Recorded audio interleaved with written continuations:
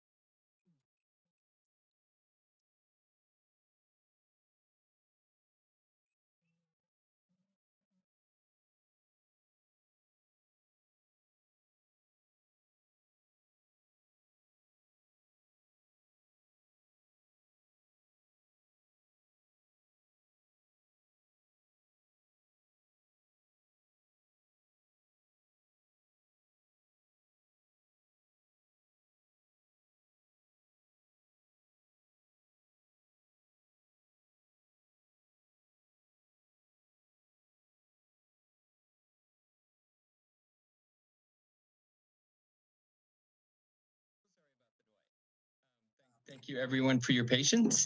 I am Josh Price. I am on the Human Relations Commission of Winston-Salem, and I am calling this meeting to order. So welcome everyone. We are so excited to have everyone with us today.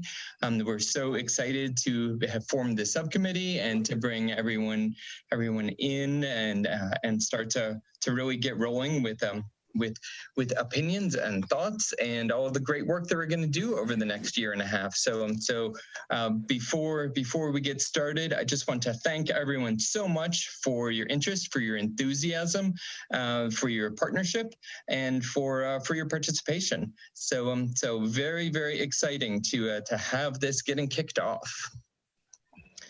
I'm working through my technical quick issues, and I think we are on to agenda item 2, welcome and introduction. So I have already introduced myself, Josh Price, Human Relations Commissioner. And then Wanda, do you want to introduce your staff, or? Oh, are you on mute? You're on mute. Sorry about that, Commissioner Price, and thank you. And I just wanted to thank you for assuming this leadership role with chairing the Non-Discrimination Subcommittee, the study subcommittee for the Human Relations Commission. And yes, my name is Wanda Allen Abraha. I am the director of the City of Winston-Salem Human Relations Department. And Commissioner Josh Price is one of our human relations commissioners who has actually decided that he wants to take the lead in working with this committee on behalf of the Human Relations Commission. And so again, I just want to thank Commissioner Price for doing that as a member of our Human Relations Advisory Board. And so with human relations, we do have both commissioners and staff who will be working with this committee. And I just have to tell you on behalf of the staff that we are so extremely excited to be working with you all, because this is history. This is history in the making. This is going to be an awesome way to just kind of forge ahead into this new fiscal year that we just started, this governmental fiscal year that just started today on July 1st. And we know that we have some very talented individuals on this committee represented. We had the pleasure of receiving your applications, and we got to know some of you on paper, at least, if we didn't already know you in some capacity.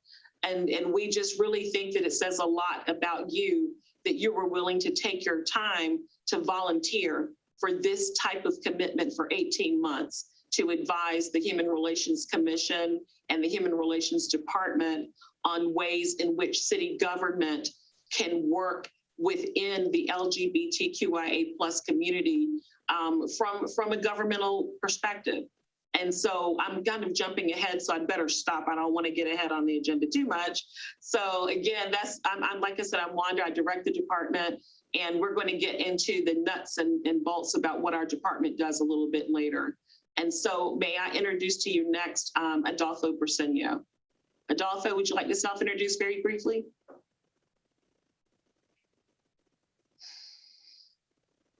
I think you're on mute. Sure. Sorry. Yes, sure. Oh, that's okay. My name is Adolfo Briceño, and I'm a fair housing investigator, and I'm also a landlord-tenant mediator for the Human Relations Department. And Adolfo also serves as our Hispanic outreach coordinator for the city. So he wears lots of hats. So thanks, Adolfo. Jamie. Hi, I'm Jamie Waldeck. I'm the outreach specialist for the Human Relations Department. Thank you, Jamie. And I see Iris. Hi, everybody. I'm Iris McKnight. I am also a fair housing investigator as well as a landlord and tenant mediator. Nice to meet you all. Thank you, Iris. Carlin. Hi, I'm Carlin Duncan. I'm the intake specialist and administrative assistant for the Human Relations Department. Thank you, Carlin. And actually, we have quite a few city staff up here. My apologies, everybody, because I didn't do that quite the way that we should have protocol-wise. But what I'm going to do now is go to, I think protocol is to go to a commissioner, and then we'll move on to our city attorney and to Mr. Rao and to Ms. Hinton. Oh, and I'm sorry, above all that, we have a city council person on the call, so he will be actually the person we'll go to next. Councilmember Mundy. Hi, everybody. I'm Kevin Mundy. I know a lot of you. Those of you I don't, I look forward to getting to know you. And I can tell you I was gay before being gay was cool. So I've got some years on me. I'm going to be kind of an observer. I'm going to throw my 2 cents in where it's appropriate, but I'm not a voting member of this organization. You guys are going to do all the heavy lifting. And then 18 months from now, it'll end up with me and my colleagues, and I'm going to push it to do everything that we can to make sure that the LGBTQ community is represented as it should and treated as it should be in Winston-Salem, where we know that y'all means all. Thank you. Thank you, Councilmember Mundy. Commissioner Melissa Thompson, Human Relations Commissioner Melissa Thompson. Hello, everyone. Melissa Thompson. I'm relatively new to the Human Relations Commission. This is my first year serving, and I'm looking forward to working on this committee with you all. Thank you. Thank you, Commissioner Thompson. City Attorney Angela Carmen. Good afternoon, everyone. I'm glad to be here this afternoon. My name is Angela Carmen. I'm the city attorney. I've been here for a little over 33 years. As you all know, I've worked extensively on the non-discrimination and public accommodations and employment ordinances for the city of Winston-Salem, and I'll discuss those with you shortly. Thank you, Ms. Carmen. And of course, Ms. Carmen is our secret weapon. I mean, she's everybody's secret weapon in city government. So we're very blessed to have someone of her talent and stature working on something so historic. So thank you, City Attorney Carmen. Assistant City Manager Ben Rao. Good afternoon, everyone. Yes, my name is Ben Rao. I'm one of the assistant city managers. I've been with the city almost 25 years, and human relations and our new diversity, equity, and inclusion officer are 2 of my areas of responsibility. So look forward to following your work this year. Thank you, Assistant City Manager Rao. And yes, that was a great segue into the new Office of Diversity, Equity, and Inclusion. And we do have the director, Ms. Taisha Hinton. Ms. Hinton. Good afternoon, everyone. I am Taisha Hinton, the Director of the Office of Diversity, Equity, and Inclusion, and I'm just here to listen and learn and see how my office can be of assistance to you in the very important work that you've been tasked with. Thank you. And so now we do have the actual Non-Discrimination Study Committee on, and so I would love it if you all could just self-introduce as well. Whoever wants to go first. Hey, I'm Jerry Morin from Winston-Salem. Welcome, Jerry. Hello, my name is Clint Cedillo, and I am with, I've been a I've been a Winston-Salem resident for about 7 years now, so I'm excited to be on this committee. Excited to have you. Thank you. Hi, my name is Zamiris Carr. I am a Winston-Salem. I have been a Winston-Salem resident for about a little over 20 years now. So I kind of grew up and came into adulthood here. So looking forward to this work. Thank you. Thank you. Hello, my name is Dre. I'm sorry I don't have a picture. I'm not in a place that I can show by camera at the moment. I moved here in April, and I was previously here in Winston-Salem about 10 years ago. And I am the operations director of Invisible Men, and I work with other organizations. So glad to be here. Glad to have you, Dre. Thank you. Hey, I'll speak up next. I'm Lee Benfield, and I've been in Winston-Salem since 1999, North Carolina native, mom of two precious boys adopted from Guatemala. And I'm really excited about being on this committee and really looking forward to helping the LGBTQ community and rolling up my sleeves and doing some hard work. So thank you for considering me, and I'm really excited. Thank you. Thank you. My name is Jake Geller-Goad, he, him, his. I'm a Winston-Salemite, and probably my most relevant position is I serve on the board of directors at the North Star LGBTQ Center. Good to see you, Jake. All right, Commissioner Price, I think we did what you asked us to do for that particular agenda item.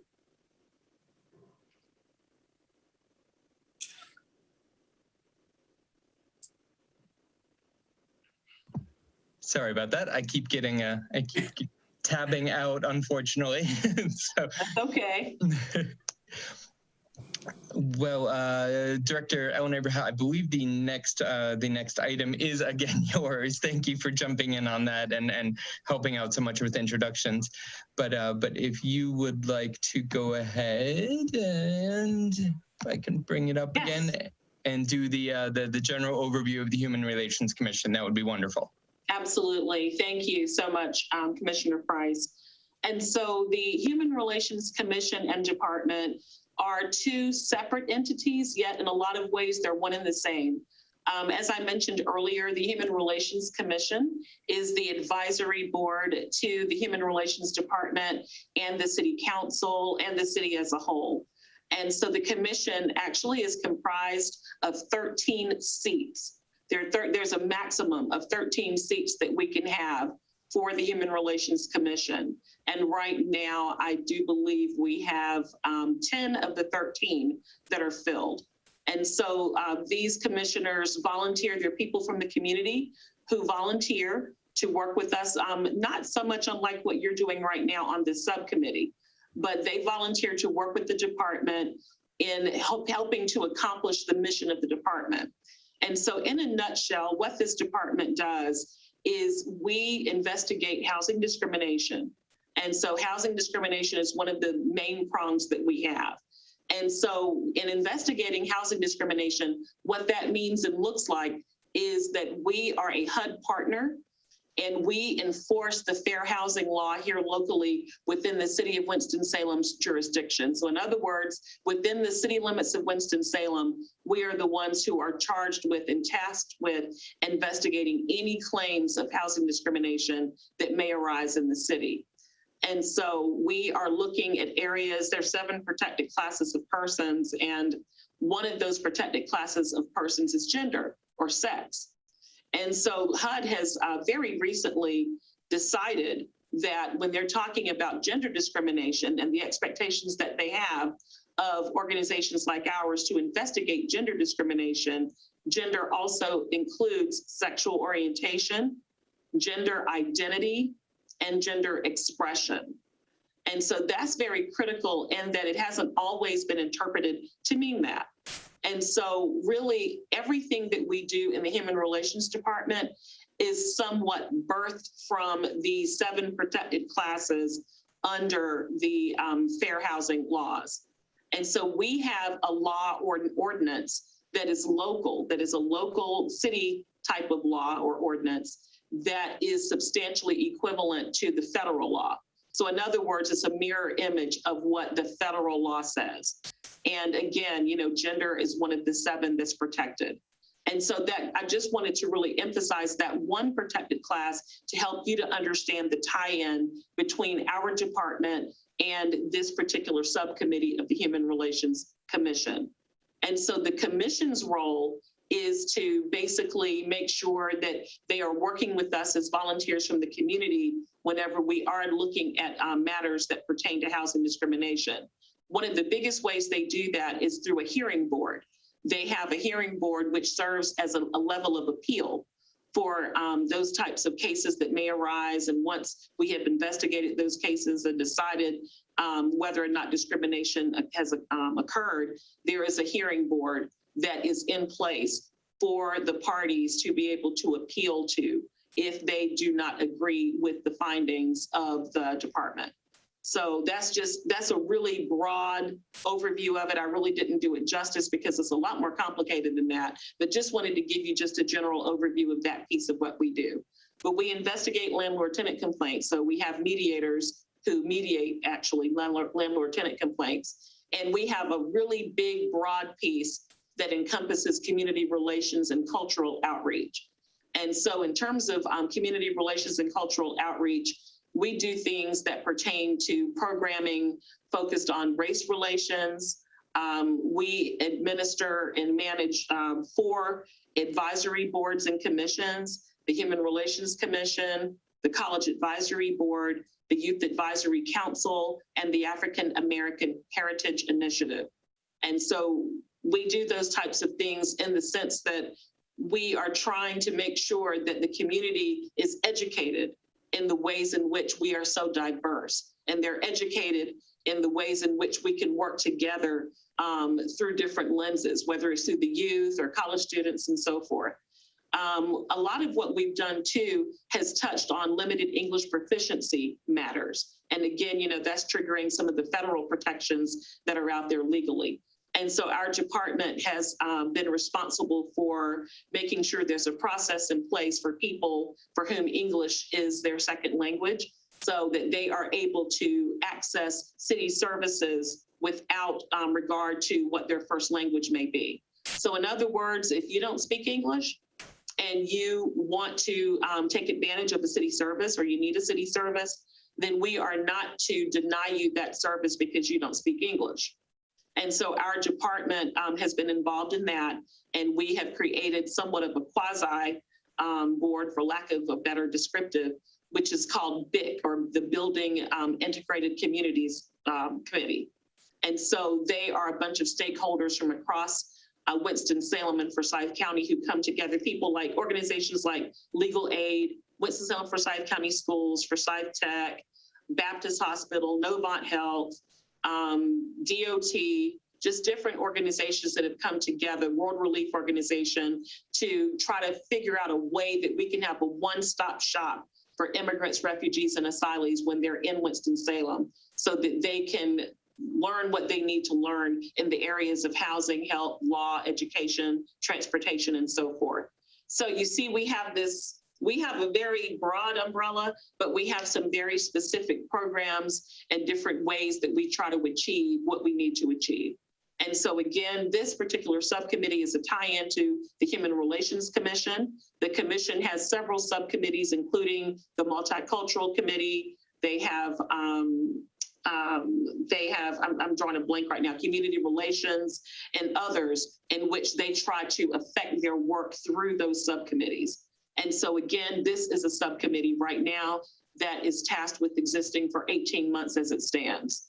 And so that is sort of how we all work together, commission, department, and so forth, to try to make sure we're furthering the mission of human relations. So again, this is a very, very broad, descriptive. I don't know if you may have any specific questions about what it is that we do, but in the past, we have worked with the LBGT community by working with North Star as a sponsor of the annual In Good Company dinner. We've done that for the past few years, and we've had a table, I do believe, just about every year that this dinner has been occurring, and usually we have elected officials to attend as well as commissioners and staff. And so we're really excited about that, and we are usually a participant in the Pride Festival or parade. We always have a table set up there. And so we have been participants in that and disseminating information so that we can make sure that the LGBT community is aware of the fact that there are protections under fair housing law for the community, so that if they feel they're being discriminated against in any kind of housing transaction, residential housing transaction, whether they're buying a house, whether they're trying to rent a house or an apartment and so forth, that they know that they have a place to go to get help if needed. And so that is how we have been working with the community in the past. But we fully anticipate that that will grow and it will develop even further as a result of your guidance and hopefully your feedback as you go through this process of creating the report for the City of Winston-Salem City Council. I know that we have Angela Carmen coming up because I kind of touched on item 4, which was, I think, pretty much on me too with the past and current LGBTQIA+ outreach initiatives. And so Commissioner Price, if you don't mind, we can just segue right on in to City Attorney Carmen, because she can talk about how this ties in with the new non-discrimination ordinances that are pending.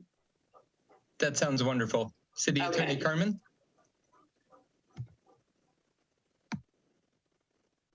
Thank you and good afternoon again. As some of you may know, the General Government Committee considered on June 15th at its meeting an ordinance amending Chapter 38 of the City Code, creating the Non-Discrimination in Public Accommodations Ordinance and a Non-Discrimination in Employment Ordinance. Basically, there are two separate ordinances following the Fair Housing Ordinance, which is in that same chapter, Article 4, and then the public accommodations is Article 5, and then employment will be Article 6. The two ordinances that are being created basically follow somewhat the same pattern. Again, they prohibit discrimination in public accommodations and discrimination in employment. They both have a complaint process. Essentially, a complainant may file a complaint with the Human Relations Department if he or she believes that they have suffered discrimination under either ordinances. And also, once the complaint has been filed, the Human Relations Director will investigate that complaint. Once the investigation has been completed, the Human Relations Director or staff will determine whether or not there is reasonable cause to believe a violation of either ordinance has occurred. If there is reasonable cause to believe that a violation has occurred, then the director or her staff will attempt conciliation. There's also a hearing process before the hearing board. That process is basically voluntary. And I'll pause for a moment to talk about the hearing board under the non-discrimination ordinances in public accommodations and employment.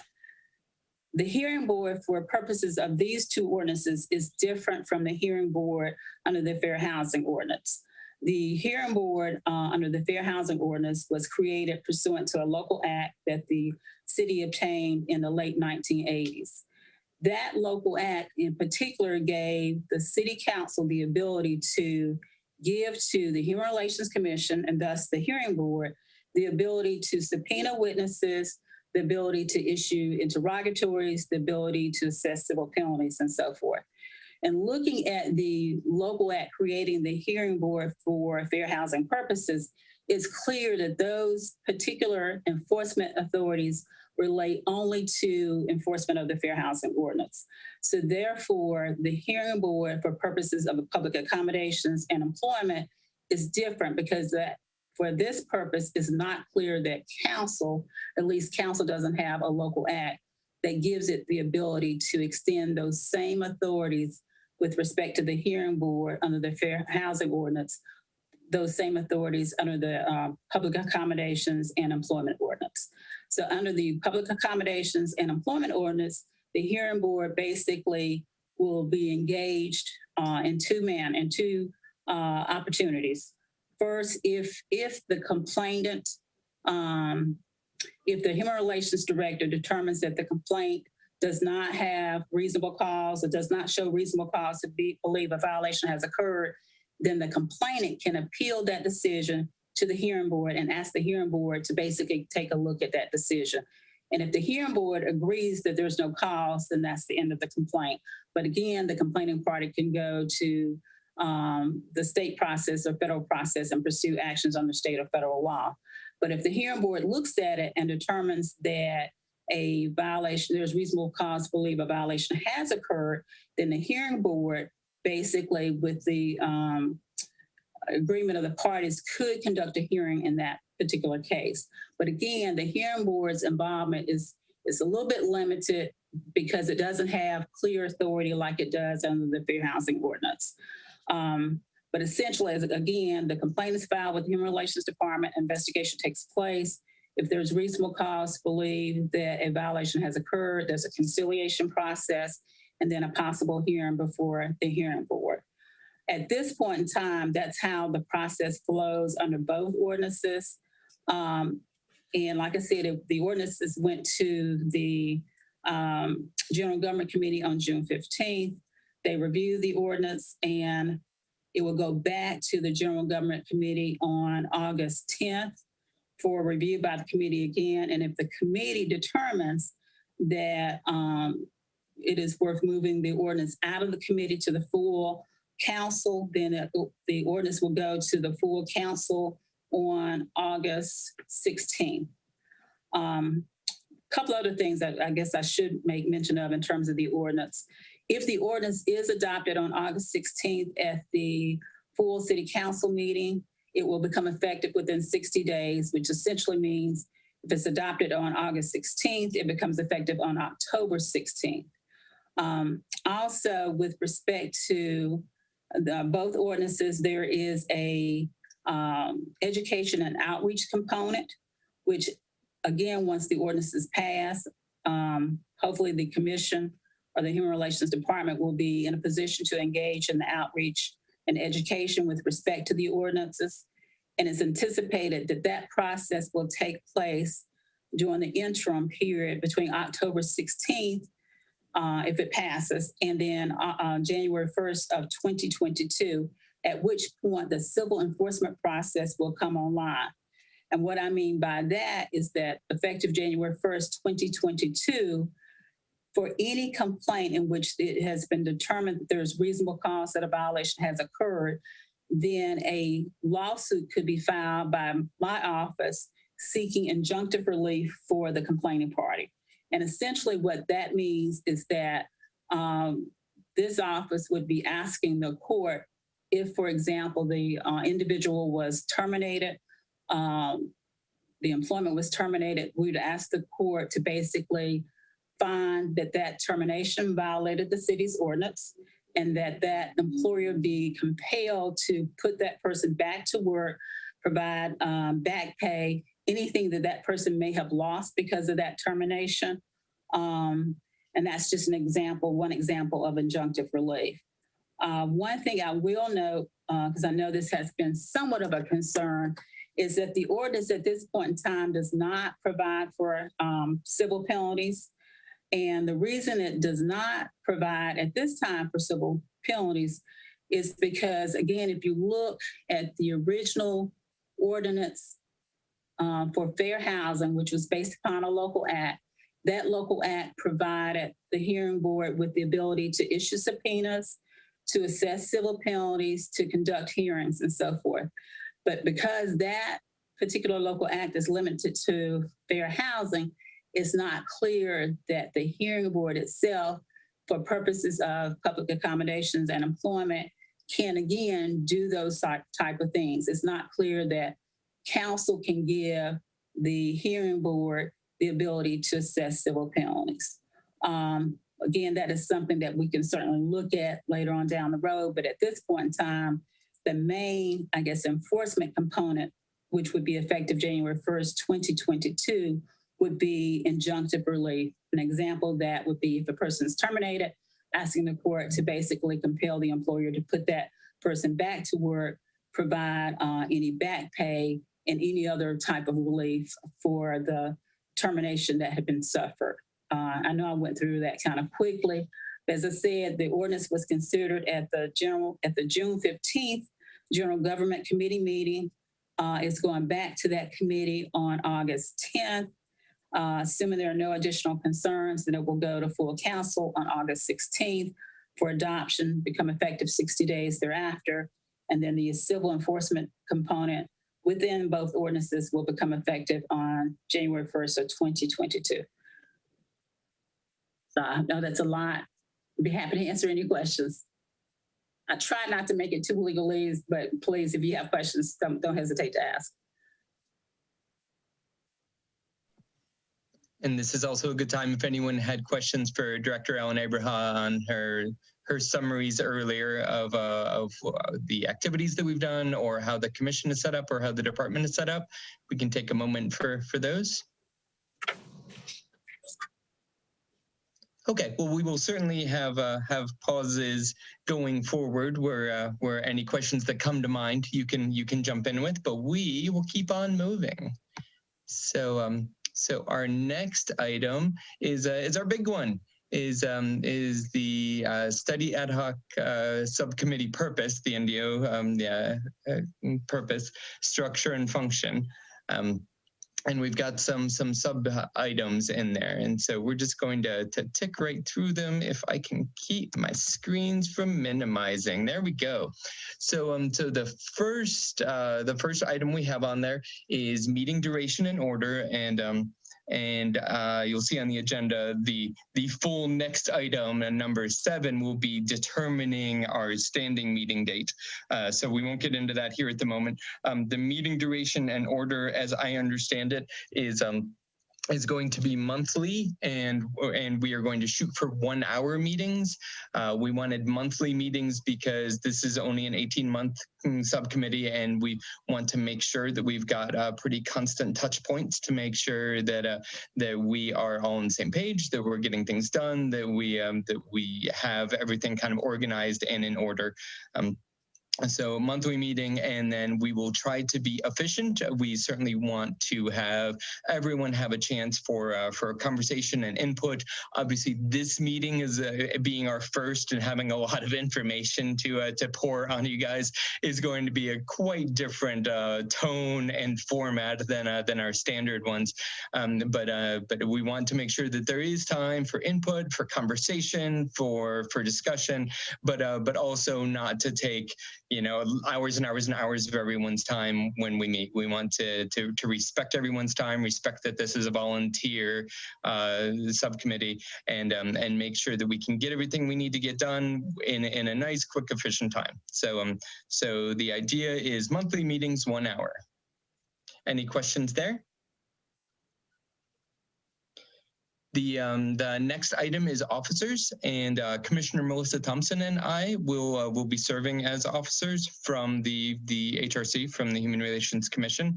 And so our role, as I understand it, and it may evolve or change, is certainly to be involved, certainly to to help facilitate conversations, help guide conversations, help understand the role that that this subcommittee will play in relation to the Human Relations Committee, in relation to the Human Relations Department, in relation to the city and the non-discrimination ordinance, and not only as passive members. We certainly want to be involved, but that all said, we very much are looking for the subcommittee members to guide. We want this to be yours. We want you guys to own it. We think, based on your applications and on your very, very impressive resumes, that you have more than enough capacity to own and guide this.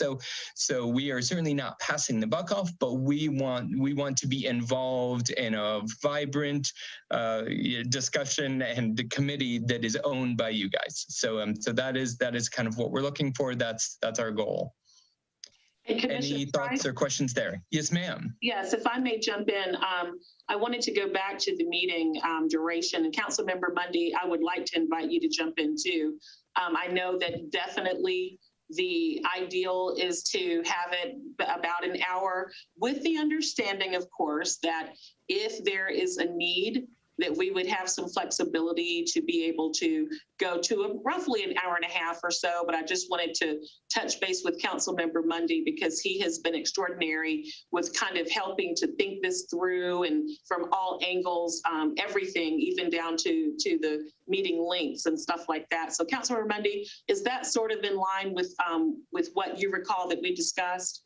It is, especially these initial meetings where we have so much to cover.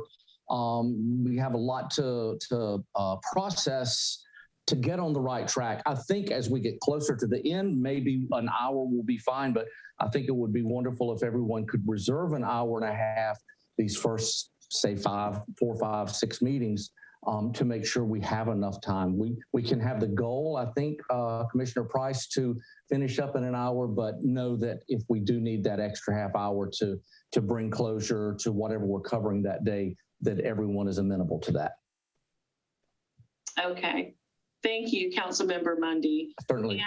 And the other thing was, when we're talking about officers, I know that, of course, Commissioner Price mentioned that he and Commissioner Thompson would be leading the subcommittee on behalf of the commission. However, I know that we also talked, Commissioner Price, about the need for someone to be a secretary on behalf of the subcommittee, and to basically just be responsible for summarizing what happened in the meeting, just having some meeting minutes, because you are a part of a public body. We are government, and so we have our processes and procedures and so forth, and part of which includes, of course, having minutes.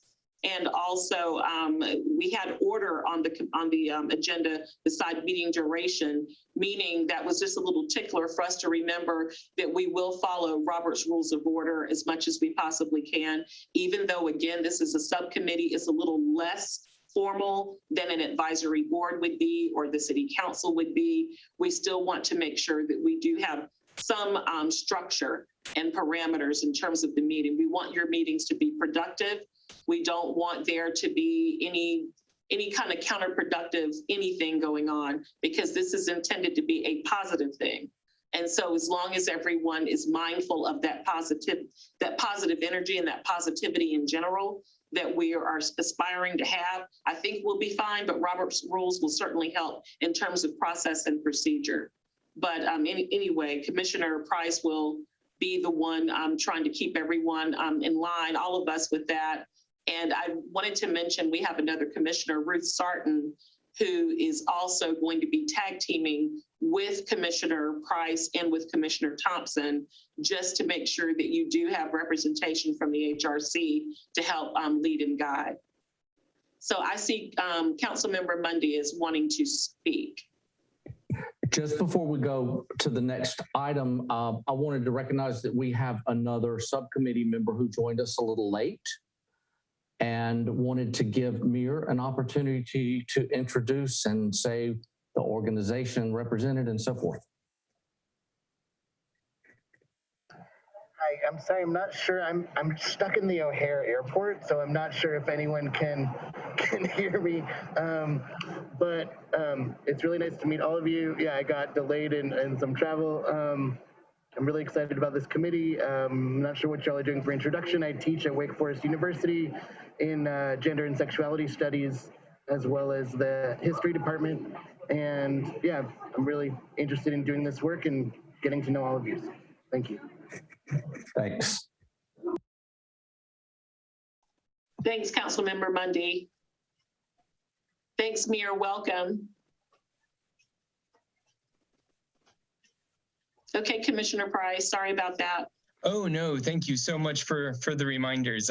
We lost our air conditioning today, so I moved rooms to be in my basement and forgot to grab my notes as I was running out. So it's been an adventure of a day. So good times. So yes, I very much appreciate that. If anyone is interested in being a secretary for the meetings going forward, obviously not for today, you are free to raise your hand during this meeting. You are free to contact via email afterwards. We will be looking for a volunteer by the beginning of our next meeting. So that's wonderful. Thank you very much for the reminder, Director Ellen Abraham. You're welcome. And as usual, I lost where I was. Okay. So we're now at the study report, Commissioner Price. We are, and that is one of our larger topics here for obvious reasons. So with the study report, that is obviously, you know, the main purpose of pulling this subcommittee together is to get out into the community, to share ideas, to have conversation, and at the end of this 18 months to be able to put a report together which will make recommendations and advisements and have ideas of how of new programs, alter programs, how we go forward from here. So that does not mean that we can't have ideas as we go. Ideas as we go are wonderful, but our focus really will want to be at the end of a year and a half, at the end of this 18 months, what can we put down in writing? What can we have as a solid, well thought out idea with kind of a, you know, an action plan around it potentially? I'm not exactly sure what format this will take, but we do want to have, it's very important that we have this formal output at the end of this subcommittee. Ideas and conversation are wonderful to have as we go, but we want to really focus on that. So in accordance with that, I was looking through the excuse me, actual wording of the ordinance, that the goals of the subcommittee include advising the HRC, the Human Relations Commission, and City Council on critical issues and opportunities facing the LGBTQIA+ community, recommending policies and procedures that advance social and economic equality for the LGBTQIA+ community, hosting public engagement opportunities such as town halls and forums, supporting efforts of this community through coalition building, and providing a report to HRC and City Council. So that is our goal, and that is, of course, broad and vague, and yet wonderful, right? It gives us guidance without giving us a roadmap, and so we will have we will have a lot of responsibility here and a lot of leeway, but a lot of things that we can really build and we can really create as we undertake this process. But I know I've said it several times, want to be clear that is our goal, is to come out of this with a document that really spells out what we want to recommend, what we want to create, what we want to have be the result of this 18 months of creativity and communication. And Commissioner Price, one thing too is to kind of explain what that could look like. one tie-in needs to be to have all of the committee members to think about areas. Think about generalized areas. If you picture a strategic plan, usually there will be categories or areas in which there needs to maybe we need to have some action items or areas of emphasis. So for instance, if you all decided, okay, for our community, we want to look at areas that touch on housing, employment, partnerships, collaborations, whatever areas you may come up with, then it would be good to, think about, okay, what do we mean by that? What action items can we have under those areas that we can ask the city to either lead or get involved in? And that's what we meant by D on the agenda, 4D, when we're talking about timelines, is that it probably would be a good idea to start thinking about how you want to set some timelines or deadlines for getting some of this information realized and reduced to writing. So if you're talking about, for instance, housing, because that's something that I feel a little comfortable with talking about in terms of discrimination, if you wanted to look at something like that, perhaps you would have housing as one of your areas of focus. And then you could break it down with maybe some type of training, outreach. Maybe you want to have something focused on the new interpretations of the protected class of gender. What would that look like? How would that information be conveyed to the general public, especially this particular community? How do you do that? What is that? What should that be? What should it entail? What can the city do to maybe get the word out in a way that is received for the maximum number of people in the community, the people who need it the most? So, we just want you to kind of start thinking like that, because the sooner that you can start thinking like that and maybe come to some kind of consensus, the better. And so what would happen is at the end of this period, when you're pulling together your study report, it will be presented to the Human Relations Commission. And so Commissioners Price, Thompson, and Sarton would be responsible for carrying your report to the commission as a draft or recommended report. The Human Relations Commission would review it, and they would be the ones, after they review it, if they have any questions or if they want to send it back with recommendations or revisions, they can send it to you all that way. And then you just kind of, have that piece going. But after everybody is okay with it and there are no more changes or revisions or questions, the commission would then present your report to the city council. So that's kind of what that would look like. So there's a process. So understanding now that this is supposed to be an 18-month subcommittee. So that means that it would be ideal to have these processes well thought out, planned ahead with these timelines, deadlines, and so forth, so that at the end of the 18 months, the report is ready to be presented to council.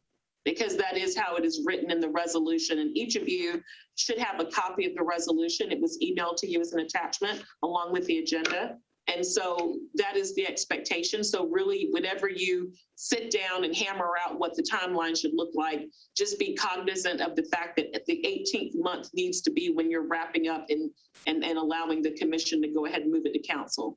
Angela, is that does that sound loosely like what the expectation is as far as you're concerned? It does. I will say this, because having worked over the years with different commissions, boards, and committees, sometimes, the time frame may need to be adjusted. If that is the case, there's always the possibility of coming back to council and asking for an extension of that time period. But the 18-month time period is what you need to work with. Okay, thank you. Sure. I wonder if I might ask a question. Please. This is kind of following up on something Commissioner Price mentioned, got me thinking. I know we're looking at 18 months before any kind of official report or suggestion would come from this body, but I was hoping to ask if the commissioners or city staff happen to know if any other municipalities in North Carolina or really across the country stipulate that like local shelters or other organizations serving people experiencing homelessness that receive city funds require any kind of basic like LGBTQ competence training or LGBTQ related equity commitments as a part of receiving those funds. And I just know there's been a lot of studies out there showing that, just countless studies showing that queer youth are really vastly overrepresented among youth who are experiencing houselessness. And so that was just kind of something I was curious about, if this committee could look at or get some information about and think about kind of as we move forward over the months, if that's one of the issues we might look at with shelters or other organizations receiving city funds possibly, and if we can build in LGBTQ competency commitments or trainings as a part of that. I'll be happy to tackle that if you want me to. Okay, sure. Yes, please. That's something within the subcommittee's purview to look at.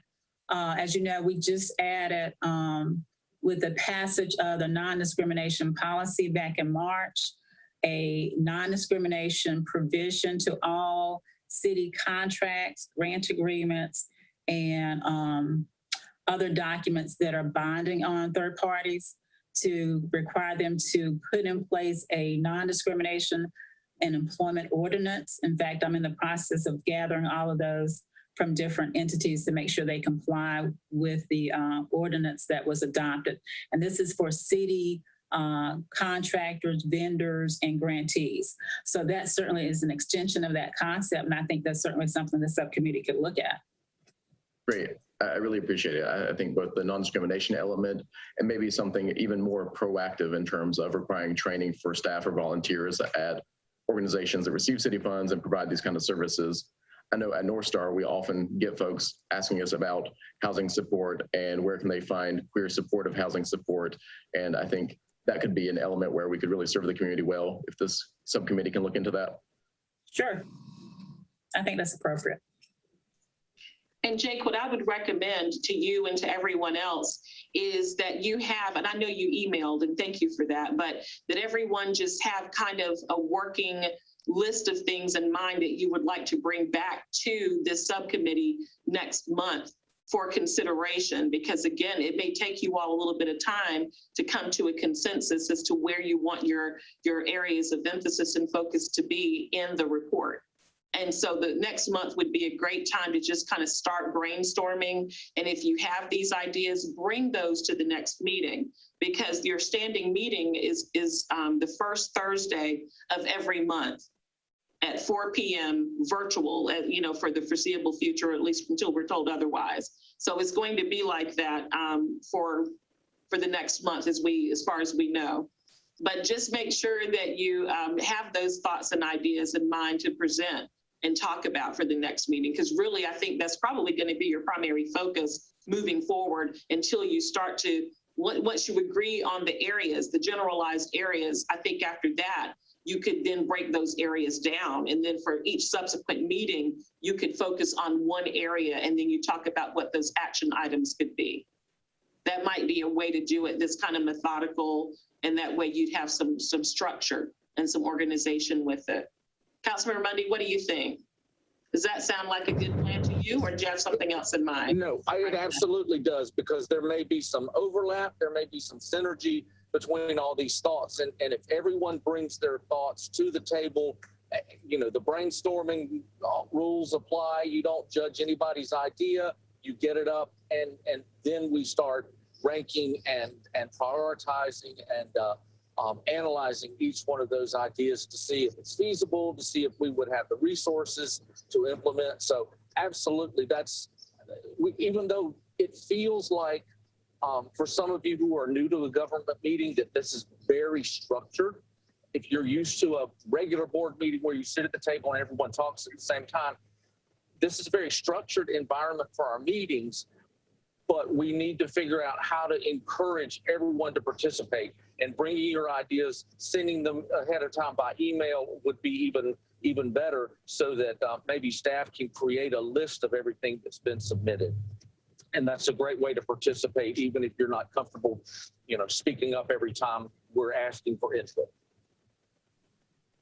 And Councilmember Mundy, I would say that if people did send us their lists or whatever, they would still be things that should be discussed at the meeting, because for us to hold it means that they wouldn't necessarily have those discussed openly with the other subcommittee members. Mm-hmm. And so I just wouldn't want anybody to think that if they send us their thoughts that we're just going to kind of keep them to ourselves, because the whole purpose is to have you all to work together and to know what everybody else is kind of recommending and thinking so that you can have that consensus. So I don't want to give anybody the impression that we would just kind of, keep it to ourselves. Just make sure that their recommendations and suggestions that you are okay with being credited for, because, eventually they're going to have to be shared with the rest of the subcommittee. Yep, very good point. And good ideas about emails, good ideas about sharing, and we will make sure that that we have good open forums where we can get those ideas out.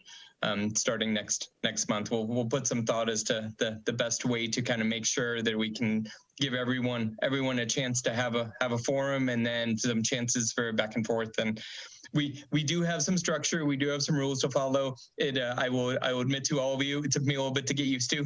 So it is a different format with motions and seconds and formality, but you still absolutely can have good, productive conversations between friends and members of the commission, and get things done. And so we will find that happy medium, and we'll move forward from there. Any questions? Director Ellen Abraham touched on the timelines that we will want to, starting soon, kind of set up some timelines for ourselves. Maybe not next meeting. Maybe we will want to kind of get our areas of focus and emphasis kind of split up. Who is going to necessarily focus on these things? But then pretty quickly thereafter, we are going to want to try to set ourselves some deadlines, some timelines for getting some information back in. And we don't want it to all be at 15 months, right? We want to have some check-ins to make sure that we're making progress, because it's important to all of us to get a great product out of this, which is why we're all here. So, but anyway, Director Ellen Abraham did touch on that. Of course, we touched on the study report. Before we move on, were there any other questions or thoughts on the report itself or our timelines? Okay, wonderful. The last item under number 6 is the ethical and sexual harassment training. That is a training that all of us had to do or have to do when joining an official city commission. Director Ellen Abraham, did you have? Yeah, please. I wanted to toss that to our city attorney, because even though this is not an advisory board or commission, it's a subcommittee, I think that they are still subject to that, but I'm not 100% positive. So I would like to kind of defer to her. Yes, that's correct. This subcommittee is still subject to the ethics training and sexual harassment diversity training, which right now, the latter part is actually on a video, which we can send the link. I guess, Wanda, you still have it. You can send the link to the committee members. And then the ethics training we'll have to perhaps do virtually, or if it can wait to maybe August when we resume in-person meetings, it can be done at that point in time. Generally, we will cover ethics training along with open meetings and public records law during that session. I had just mentioned to Wanda that City Council is returning to in-person meetings in August. And so I'm encouraging boards and commissions and subcommittees to follow suit and think about strongly going to in-person meetings in August as well. The mayor's declaration of a state of emergency is still in place. However, I suspect he will rescind that soon. And that is somewhat the basis for the remote meetings. I think the governor's order is out there, but I suspect that may be rescinded at some point soon. So if not August, you need to really think about it. In-person meetings shortly thereafter. September, perhaps. Only because, Madam City Attorney, only because I know that, like, for instance, because we don't really know right now when those recensions may happen and so forth, I just did not want to leave them in limbo. So I wanted to just, because their meeting is early, it's like during the first week of August. as is another one of our advisory boards. I just thought about it. But anyway, just so they can kind of plan accordingly. So we won't be, telling them something kind of last minute. I understand, but to have a remote meeting, you got to have one of those orders in place. So okay. I'll keep you posted. Thank you so much. We appreciate that. Sure. Wonderful. Okay. Our next item is the standing meeting date, which we've already touched upon. Our standing meeting date is monthly, first Thursday of every month at 4 o'clock Eastern to 5 to 5:30ish Eastern. So, and to be fair, the Human Relations Commission meetings are often shooting for an hour and a half and don't always make that. So we run over a decent amount. So it is fine if we run over. There is certainly no judgments. And as Councilmember Mundy said, please do try to set aside an hour and a half, and if at all possible. But we will do our best to make the meetings efficient and productive for everyone here. So the next meeting is August the 5th. That is the first Thursday. Yeah, I just had to look at the calendar too. That is the first Thursday in August, and 4 o'clock is the time, and we shall see if it will be virtual or in person, depending on Governor Cooper and Mayor Joines. And so right now, just stay tuned and we'll keep you apprised. And as our city attorney said, she'll let us know too what we need to do. Oh, Councilmember Mundy, sorry. That's okay. I wanted you to have an opportunity to finish your thought, but and we'll cover our open meeting laws, and so much of what we do and say is on Attorney Carmen. Any of these individuals can talk to each other between meetings, have a phone call, even meet in person, as long as there's not a quorum. Is that correct? Is some of the same rules apply to them that do to council? The same rules do apply. And I'm sorry, you were breaking up a little bit. I think I heard your question, but the same rules regarding avoiding a majority of the subcommittee getting together, so you don't have a meeting in violation of the open meetings law, because whenever you have a meeting, it has to be properly noticed and everything. So yeah, you can talk on the phone, just try to avoid a majority of the committee in the conversation. You can avoid a majority of the members in the meeting. And also what I was gonna say is that when you're emailing each other, as I tell my council members, email the chair, email the director or a member, and then blind copy everybody else, so you avoid having an electronic meeting of the subcommittee, again, in violation of the open meetings law, because again, if you're gonna have a meeting, you've got to do all the notice requirements. And some will tell you, if you email each other and you email each other directly, and then their responses, then you have this back and forth communication. Someone could argue that you're having an electronic meeting, in violation of open meetings law. The other thing in terms of public records, the committee is subject to the public records law. What you have in your mind or what may be on your mind is not subject to the public records law, but once you write it down, if it's in connection with the work of the subcommittee, then it's considered a public record. So, and then there's always the possibilities, most of us know, the media may make a request for notes and things like that. So again, just kind of keep that in mind in terms of being subject to the public records law. I know most of you all don't work in the public sector in government, so you're not familiar with that, but please keep that in mind. Just whatever you write down, it can be subject to a public records request. And keep in mind your emails. The work that you do as a part of this committee, your emails can also be subject to a public records request. So keep that in mind. Is that what you had in mind, Councilmember Mundy? Okay, good. Thank you. Thank you both. Definitely be mindful of what you put in writing. Period. Be very, very mindful. So yeah, thank you. Thank you. I'm just gonna leave it there. So Commissioner Price, yes, I think we've completed the agenda. We've gone through everything. We have, and thank you again, Attorney Carmen and Councilmember Mundy. That was an important thing to bring up. The open meeting thing was a little new for me, and if I can expound on that, and Attorney Carmen, please correct me if I misstate this, but the idea behind this is that we are a city organization now. You know, I mean, for want of a better term, and when we have a meeting, it is a publicly open meeting, and the public could show up, they can be invited, and thus we have to make sure they have a chance to show up and be invited. And so if we're going to have a meeting, probably air quotes was not the right choice there, but if we're going to have a meeting, then we may have to make sure, as Attorney Carmen mentioned, that there is notice and it is publicly posted. And so if we all of a sudden have an ad hoc meeting without meaning to, that's a problem. And so that's why we kind of have to avoid all of those activities, is because we're an official body now. Congratulations. You're a public body. Public body. Thank you. Thank you. There you go. There you go.